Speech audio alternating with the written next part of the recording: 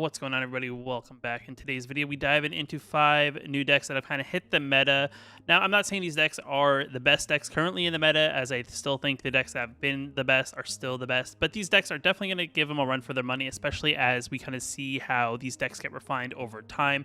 It is still a little bit early, so the version you see today may not be the version you see in a couple of weeks after, some tournament play and some war play, on the ladder and various things in Magic in general. With that being said, if you like the video, hit that like button. Definitely helps out a lot. If you're new here, you want to know when I post new videos on the channel, hit that subscribe button. And with that being said, let's just dive into the decks and let's just talk about them. So our first deck up here on the video is going to be the Gruul Treasures deck. This is kind of like a play on the Naya tokens deck, but we're going to focus on creating treasures with this deck and trying to take the benefit of creating treasures to produce tokens with Janife, as well as using the treasures that we're creating with the various sources to also, sneak dragons out onto the battlefield with using Magda's secondary ability, sacrificing 5 treasures to draw a library for a dragon card and put them onto the battlefield, then shuffle.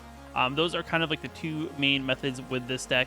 It is also a deck that plays a lot of the decent rule cards that currently exist, as well as a couple of the new red, a couple of the new cards that have kind of come out in the new Streets of New Capenna. But overall, it's a very solid deck. It's right now, I think, sitting on the ladder roughly about 50% overall win rate. So it's here or there. It's still a little too early to see. On untapped.gg is where I use the reference for the meta list.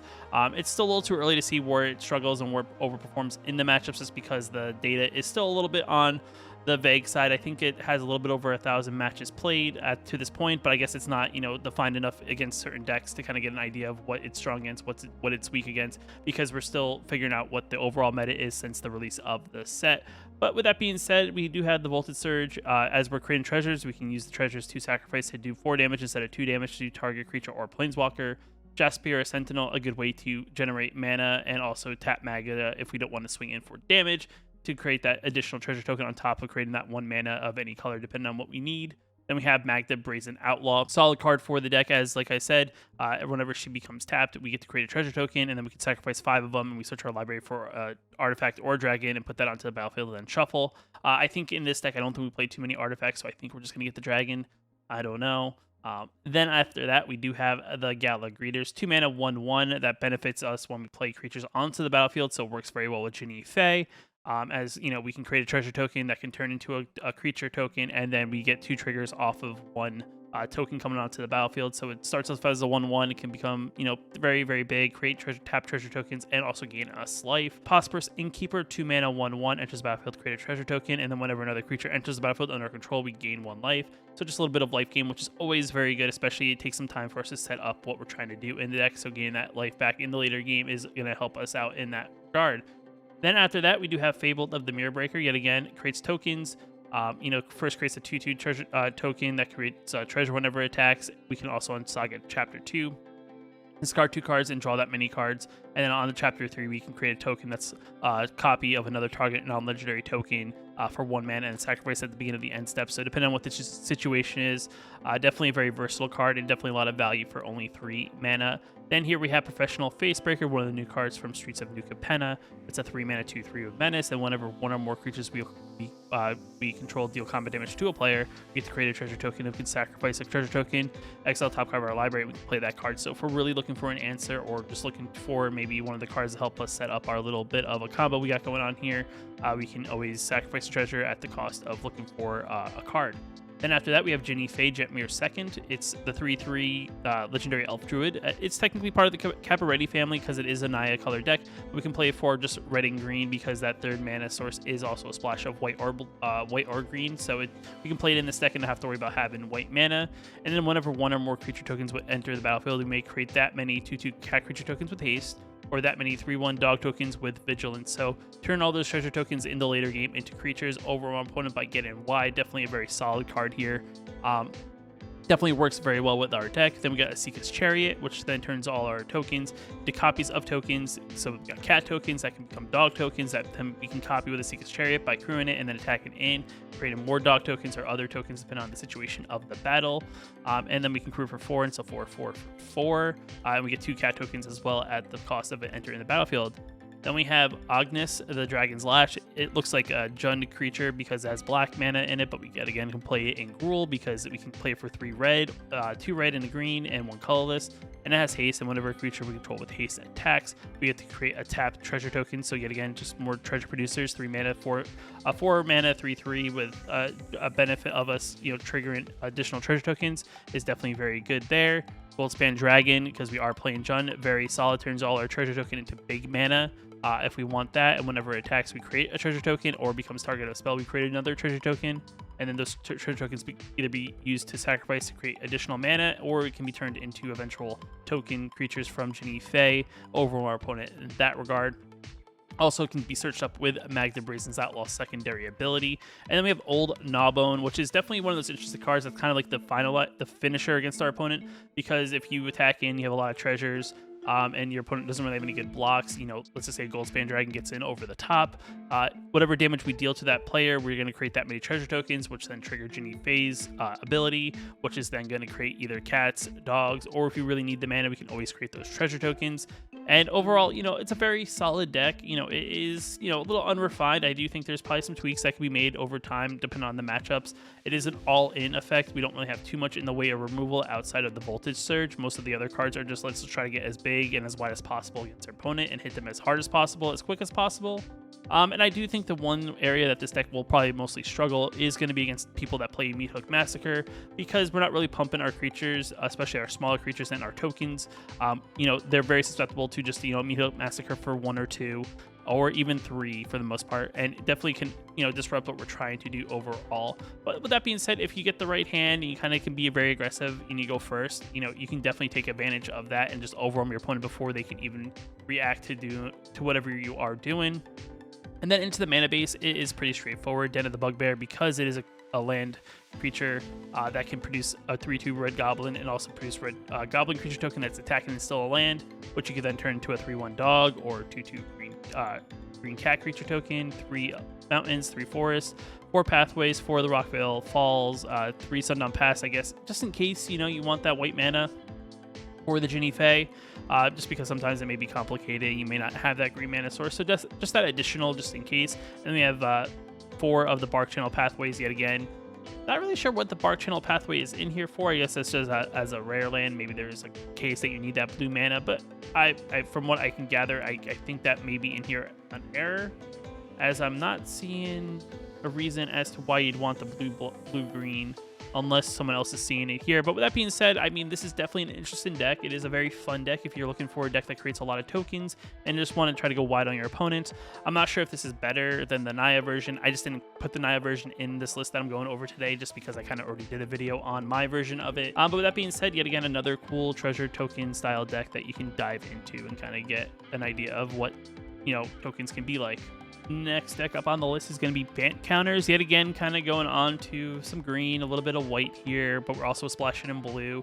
It, to be honest, looks a little bit like a mono white shell with some Bant cards, as well as a little bit of green splash in there. But overall, what we're trying to do here is we're trying to produce counters on our creatures and get triggers off of various cards in the deck that take benefit of us having counters on creatures, one of them being the Falco Spara Pact Weaver. It's a 4 mana 3/3 fly and trampler that enters battlefield with a shield counter on it, and we can look at the top card of our library at any time, and we can remove we can make cast spells from the top of our library by removing a counter from a creature you control in addition to paying their other costs. So a little bit of a digging a little bit deeper there off the top of our library, kind of like a built-in ranger class into a creature with the chapter 3 ability on that. Elspeth Splendid, it's a 5 mana, 5 loyalty planeswalker that puts counters on things. Choose up to 1 target creature, put a +1/+1 counter, and a counter from among flying for strike, lifelink, or vigilance. We can -3. We essentially can add a permanent card with mana value 3 or less onto the battlefield with a shield counter on it, put the rest on the bottom of the library in any random order. Or we can -7 and get 3/3 Angels creature tokens with flying. Not the most explosive ultimate, but I think the +1 and -3 are definitely very good for what we're trying to do, as most of the cards in the deck aren't super expensive, most of them being 3 or less, with a couple exceptions, one being Falco, the other one being Wandering Emperor. But diving into the deck, we got the Hopeful Initiate, a card that gets counters on it if it attacks alongside a creature that has greater power. A 1/2 with a 3 cost ability that can remove 2 counters from among creatures we control and destroy target artifact or enchantment. Definitely good removal, as we don't play a lot. We have Luminarch Aspirant, which by itself puts counters on things by putting +1/+1 counters on target creature we control at the beginning of combat. Valor stands for that little bit of indestructible or possible spot removal, depending on the situation. Gala Greeters, as we went over in the previous deck, a card that benefits us from just getting creatures on the battlefield by putting +1/+1 counter on it, creating a tap treasure token if we want to ramp up a little bit, or gaining 2 life depending on the game state, and we may need that life gain at the end. Then we have Welcome Vampire, a card that is definitely very good in the sense that it's a 3/3 flyer that whenever one or more creatures enter the battlefield power 2 or less, if it's the first time this has happened, we get to draw a card during our turn. Skycleave Aberration. Most of the decks currently in the meta, unless you're playing against control, are on the lower side. So Skycleave Aberration hits a lot. It exiles target creature or target non-land permanent or non-land non-token permanent with mana value 4 or less. And if it dies, they get a token that is equal to the cost of that particular card. But definitely good for getting things that are in your way or roadblocks. Then we got Torrent's Fist of the Angels at 3 mana 2/2. That also has training, and whenever we cast a creature spell, we get to create a 1/1 green-white human creature soldier token with also training. So definitely an interesting card that kind of synergizes very well with what we're trying to do here. Training just puts counters on things. Then we have the Broker's Ascendancy, the new card from Streets of New Capenna. It's a 3 mana enchantment at the beginning of our end step. It puts a +1/+1 counter on each creature control and a loyalty counter on each planeswalker control, so it ramps our planeswalkers, which is definitely very awesome. And especially when we start going very wide, it is a card that is going to make our team very, very strong and make it very hard for our opponent to possibly Meathook Massacre if we can get this out early enough and they don't have the card in their hand immediately. Then we got the Wandering Emperor, strong planeswalker for 4 mana with flash. Enters battlefield, we can +1/+1 counter on target creature, gains first strike. We can minus it, put a 2/2 white samurai creature token with vigilance, or we can -2 and exile target tap creature and also gain life, depending on the game state situation. Kind of already went over Falco, but yet again, 4 mana 3/3 flyer trample. Enters the battlefield with a shield counter on it. Look at the top card of your library at any time. You can cast spells from the top of your library by removing counters from creatures you control in addition to paying their mana cost, so definitely also very strong. Shield counters are great, especially against removal, minus, I believe, the Meathook Massacres. I could be wrong if the Meathook Massacre removes it or not, but I do think the shield counter will prevent the initial Meathook Massacre. I could be wrong yet again, because it's not indestructible, just, it removes the shield counter instead of destroying the creature, so definitely a weird conundrum there.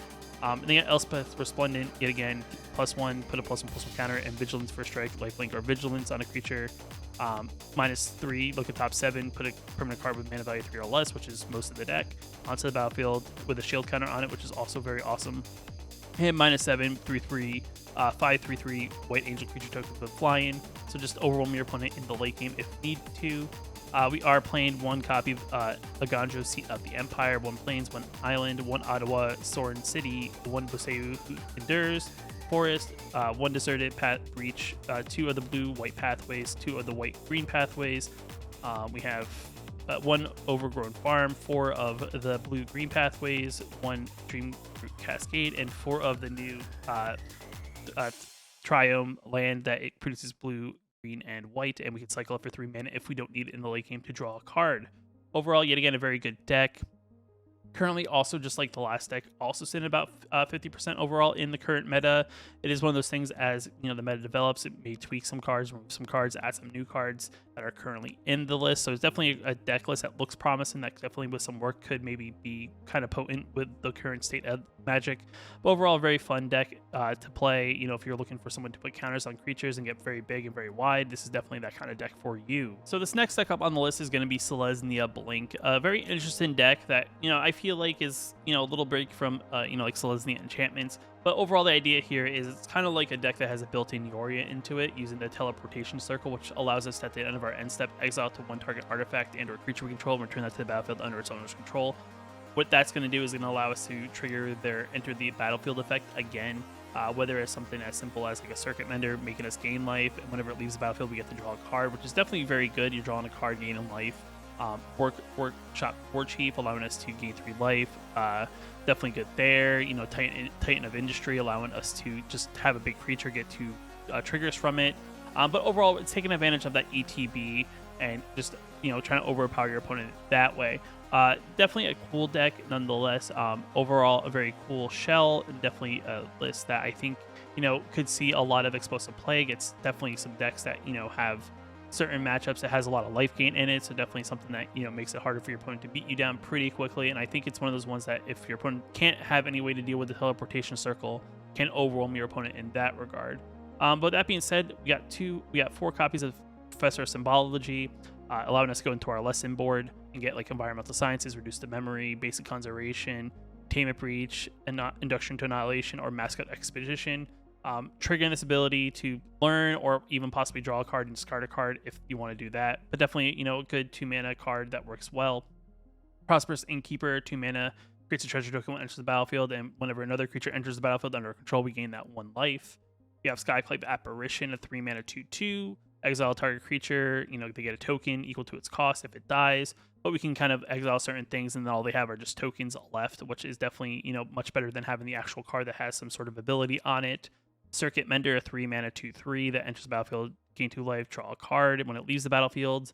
And that's when it leaves, it's not when it dies, so it's either when it leaves there, or even if your opponent has some sort of way to exile it. Like I said, Teleportation Circle, at the end of our end step, we're going to flicker a card from the battlefield out of play and then back into play, and then get the trigger again.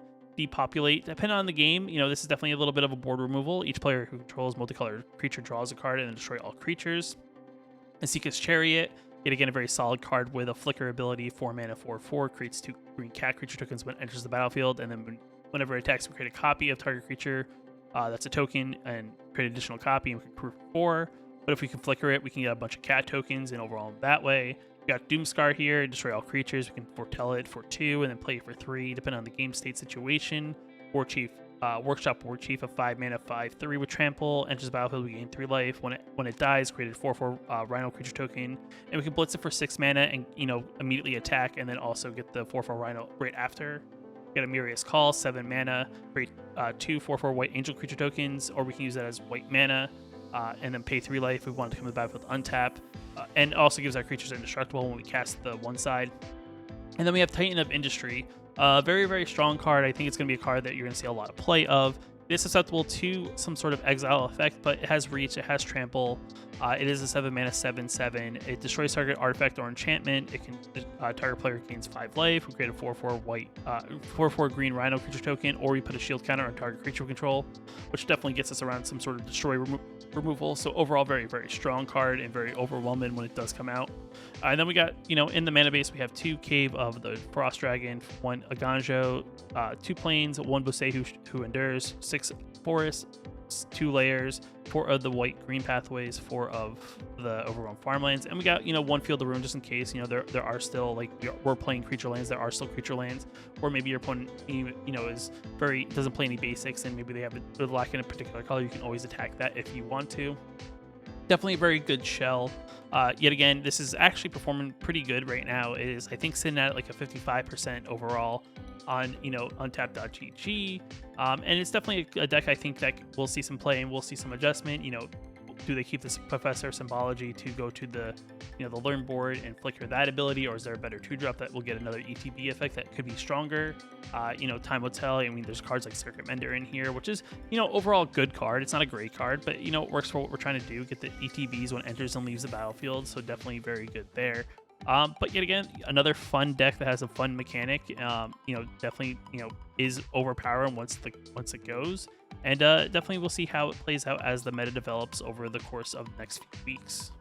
Now, the next deck up on the list is going to be Rakdos Anvil, and I know this is a deck that's kind of existed on the meta list as a whole, but now it's got a new card in it with Ob Nixilis, and this is more so not on the idea of Rakdos Anvil as kind of a new deck to the meta. It's just that there's going to be a lot of decks that either have black and red or maybe another color and also have Ob Nixilis. I think there's a Jund mid-range deck, there's a Rakdos mid-range deck, and it's definitely Ob Nixilis has kind of become that new kind of like card that helps, either with even like Grixis control is also another possibility because of Ob and having the ability to make your opponent discard cards and playing just enough creatures to maybe get 2 copies of it out in the early game. But overall, Rakdos Anvil is kind of like one of those decks that I really, really enjoy. It's just a good deck, I think, that performs very, very well. And once you have the right cards set up, you can just drain your opponent out, and it's as if they're at full life, and next thing they're dead. But overall, very solid deck. It's got like Alive in it at 1 copy, sorcery speed. Get exile target creature or planeswalker, or we can pay 5 mana and not have to sacrifice a creature in addition. Experimental Synthesizer, a 1 mana artifact that enters battlefield. We like to exile top card of our library until end of turn. We can play that card. We can sacrifice it for 3 mana, or we can use that as fodder for our anvil and get the ability yet again. Yeah, Unlucky Witness. I think this is definitely a solid card. It doesn't have haste or anything, but it's a 1-mana 1/1 that we can use as a chump blocker. And when it dies, we can exile top 2 cards out of our library until your next end step, which is at the end of our turn, so we can block on our opponent's turn, get that card, either use it on our opponent's turn or use it on our turn, and we can play that one of those cards until end of our turn. Voider and Epicure, 1-mana 1/1, enters the battlefield, create a blood token, also deals 1 damage to our opponent. We can also use the blood token to draw a little bit deeper or sacrifice to the anvil. Voltage Surge, we're creating a lot of artifacts in this deck. You know, do 2 damage or sacrifice an artifact to deal 4 damage instead. Deadly Dispute to dig a little bit deeper, create a treasure token. Also sacrifice an artifact if need be to also pay for the cost. Definitely a very solid card. You got the Tenacious Underdog, the 2-mana 3/2. When it comes from our graveyard using its splits cost, you can tap 4, pay 2 life, and when it dies, you get to draw a card. So definitely just a card that sticks around unless it gets exiled. So definitely very, very aggressive card that we're just trying to hit our opponent's face as quickly as possible.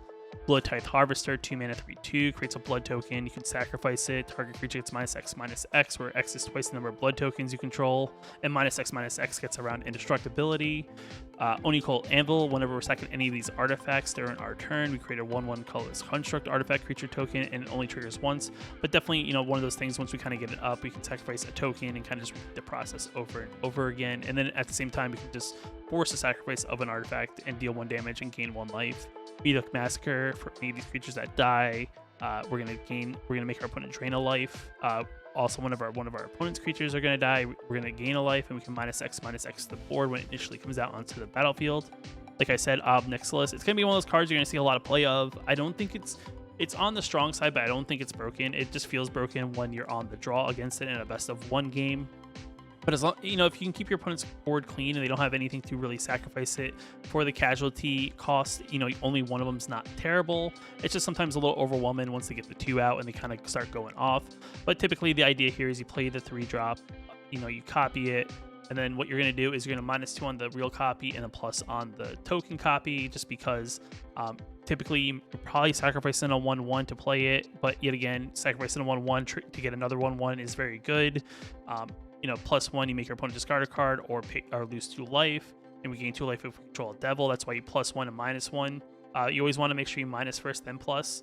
Though the benefit, the one downfall is if your opponent has some sort of response, they can, you know, once you do the 1, they can react to the other response and maybe the other Ob-Nixilis. But yet again, a very, very strong card. There's a reason why it's a mythic. There is a reason why it does feel impactful, and I do think it has a lot of versatility. But most of the time, you're going to do the 1 and 2. Sometimes, you know, if you do get to the point -7, you can make your opponent lose 7 life. But I think the rest of the deck, what it's doing is going to make them lose that life in that point. And then the mana base, you know, it's a very, very low-end deck, so it doesn't need a ton of land. So we have 2 Eye Tyrants, 3 Swamps, 1 of the Takuma Abandoned Mire, 2 Den Bugbears, 4 Mountains, 1 Suzokin, 4 of the Red-Black Pathways, and 4 of the Haunted Ridge. Overall, very, very strong deck. I think this is one of those decks, you know, either this deck or another deck that plays Ob, you will see a lot of in the meta. I just picked this one just because it's my favorite out of all the Ob-Nixilis decks. Yet again, it's also my favorite in Rakdos currently. And add-in Ob is definitely a benefit. This is not my version that I'm playing. This is like the version off the meta list. I am making my own version, playing some of the newer cards as well to kind of see how it works and see if any of the other cards are also very good, which I'll probably make a video on in the near future. I'm still fine-tuning that and kind of playtesting and kind of, you know, making the adjustments there. But yet again, a deck that is currently, I think, you know, I would say mid-tier currently. Definitely going to be probably, you know, as the meta develops, could become stronger. Could still stay in its place, which is never a bad thing. You know, at like a 55% win rate is definitely still very strong. But, you know, yet again, just a strong deck and a strong card, to say the least. And the next deck up on the list is a deck that kind of existed, but, you know, is kind of made a resurgent with a couple of the new additions from Streets of Kaldheim, and that is Angels. And right now we have the Orzhov shell. I think there's an Esper shell as well as a mono white shell that are floating around, but I think the Orzhov shell is sitting at the strongest out of all of them. It's definitely a very, very good deck. It's a deck that's going to gain you a ton of life. And it's going to be one of those things that if your opponent can't deal enough damage to you and you get to that, you know, 27 life, once you get a Righteous Valkyrie out, you're just going to overwhelm your opponent with all this evasive action in the air. And what makes this deck so good now, besides the boon of the safety, which is here, is this new card, Gita, Font of Hope. It's a 2-mana 2/2 fly and vigilance. Each other angel creature we have enter the battlefield enters with an additional +1/+1 counter on it for each angel you already control, which is definitely one of those things that each angel kind of ramps up to another angel, and then we can tap it and spend white mana to cast an angel spell, so it has a little bit of mana production built into it. So overall, very, very solid card. Then you got Youthful Valkyrie, which is a solid 2-drop, flyer, 1/3, enters whenever an angel enters battlefield under control, gets a +1/+1 counter. Vanish and Verse, as long as there's mono-colored decks, Vanish and Verse is always going to be good because it exiles, doesn't destroy, so it gets around indestructibility. Very, very solid there. We got the Inspire and Overseer. Yet again, another solid angel creature that we got with Streets of New Capenna. It's a 3-mana 2/1 flyer that enters battlefield. We gain a life. We also draw a card. It's just a little bit of card draw because, black and white don't have a ton. So just having that is definitely always a benefit. Then we have, 4 copies of Righteous Valkyrie. It's like the Angel Lord, currently Angel / I guess Cleric Lord in the set. Whenever Angel or Cleric enters the battlefield, we gain life equal to its toughness. So definitely a lot of Angels have big toughness, not a lot of power. And if we have 7 or more greater than our starting life total, each Angel we control has +2/+2 included in itself. So it makes our whole team that much bigger. Then we have Legion Angel, which is going to go into our sideboard, get more Legion Angel. So a 1-off to get the other 3 when we do get it. We have Fierja's Retribution, creates a 4/4 angel on Chapter 1. Chapter 2, we can, until end of turn, angels we control destroy target creature we control powerless than that angel creature's power.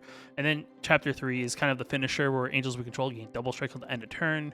We have Elspeth's Resplendent, making all our angels, have +1/+1 counter, flying for strike, lifelink, or vigilance. We're never going to give any of our angels flying because all angels, I believe, have flying.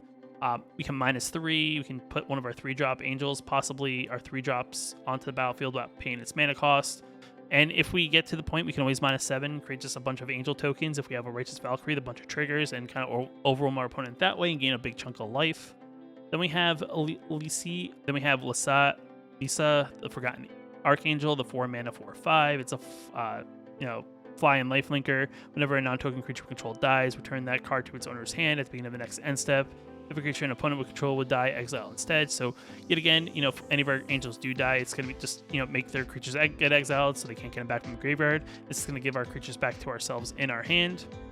We got Sanctity Warden, a 6-mana 5/5, enters the battlefield with 2 shield counters on it.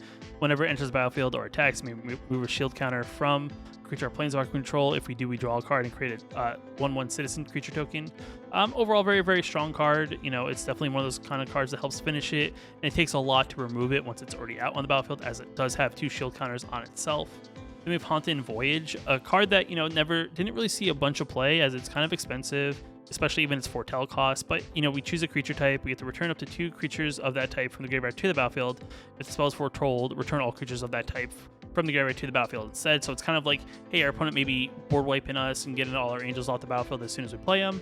In the late game, we could just cast 1 Haunted Voyage, and all of a sudden, boom, all the angels are back, and our opponent's like, oh, okay, I have to deal with this kind of thing. So very cool to see this card finally see play after all this time, and this is definitely a shell that this card will probably thrive in.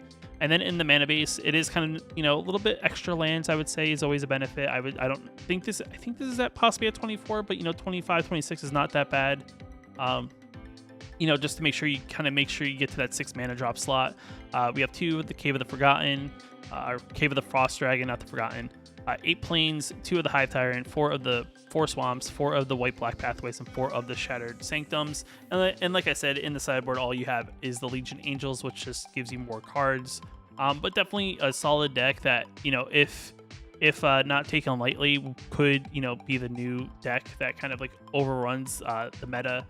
Clerics was like that for a while, it was one of those decks until people kind of figured out how to build around it. But with a lot of decks being a lot more aggressive, especially in best of 1, this is definitely one of those decks to probably watch out for and be ready to play it when it does happen. So definitely a very, very cool deck. And with that being said, these are 5 decks that, one of them kind of being like an optional deck and just kind of focusing on Ob Nixilis just in general. But these are 5 decks that will see their place in the meta in some form or manner, whether they are at the top of the meta or kind of in that middle range, or maybe even fall out of the meta completely just because other things have kind of, taken its place and just made it that much weaker.